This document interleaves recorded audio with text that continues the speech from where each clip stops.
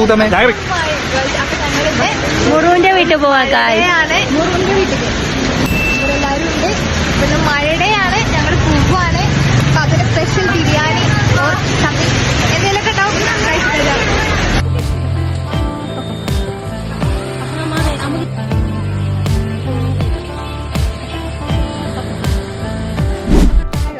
ഒരു ഉള്ളി, പിന്നെ ഒരു വെളുത്തുള്ളി, ഒരു മൂന്നാല് അഞ്ചാറ്, ഒരു 10 ഇല്ലി, ഒരു തക്കാളി, പിന്നെ മല്ലിച്ചപ്പും പൊതിനും. എന്നിട്ട് ഇതൊരു മിക്സിന്റെ ജാറിലിടാം. കുറച്ച് വെളിച്ചെണ്ണ,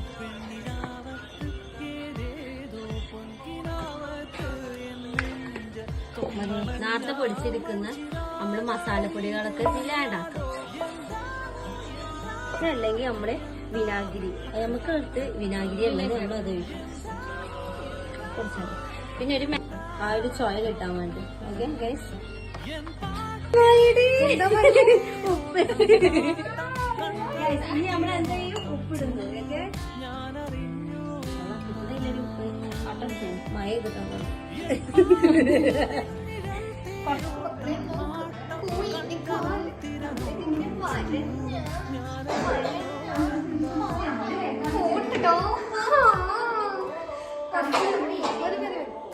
ഞാൻ ബിസ്മി നമ്മളെപ്പോഴാണോ ബിസ്മിയെല്ലാം വേണ്ടി വീട്ടിൽ കഴിക്കുന്നത്.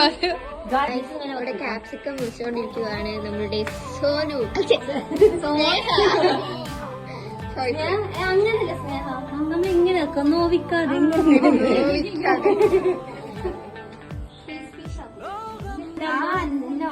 തന്നെ അങ്ങനെ അരിയണ്ട, ഇങ്ങനെ അരിയണ്ട, ഇത് ഇങ്ങനെ അരിയണി പോലെ അങ്ങനെ ഓരോന്നും പറയുന്നത്.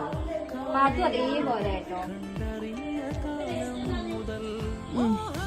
കുഴപ്പമില്ല, ടേസ്റ്റ് ഉണ്ട്.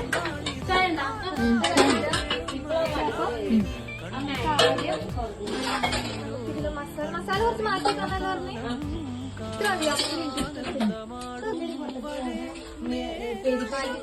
മറ്റേ മുളക് ഉണ്ടാ പൊടിക്കാത്തത്.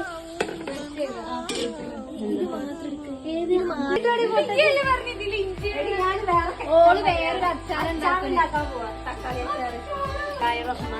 അരിടാൻ പോവാണ്. മുറു കമാൺ വേണ്ട. ആ ഓക്കെ, ഒരു താങ്ങുണ്ടായിരുന്നു. അതെ, താങ്ങും എന്റെ കൂടെ വേണ്ടല്ലേ, സെമീറിന്റെ അടുത്ത് പോവാനല്ലേ. അതെ, അത് കൈയിടല്ലേട്ടാ. ഒന്നും കൂടി ചോറ് വെന്തോ നോക്കുക ഗൈസ്. ചോറ് വന്നിട്ടുണ്ടോ ഇല്ലയോ? വെന്തിട്ടില്ല ഗൈസ്. ചോറുക്കണാക്കണ്ട, അല്ലാതെ ആകാശത്തൊക്കെ അല്ല. ഗൈസ് വെള്ളമില്ല, ഗൈസ് വെള്ളമില്ല. തിന്ന് ഇനി മുഴുവനായിട്ട്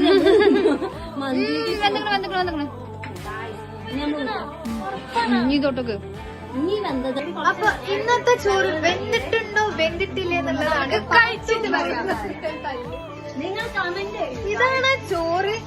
ഈ ചോറ് വെന്തിട്ടുണ്ടോ ഇല്ലേ, വെന്തിട്ടുണ്ടോ ഇല്ലേ എന്നുള്ളത് നിങ്ങൾ കമന്റ് ബോക്സിൽ അറിയിക്കുക.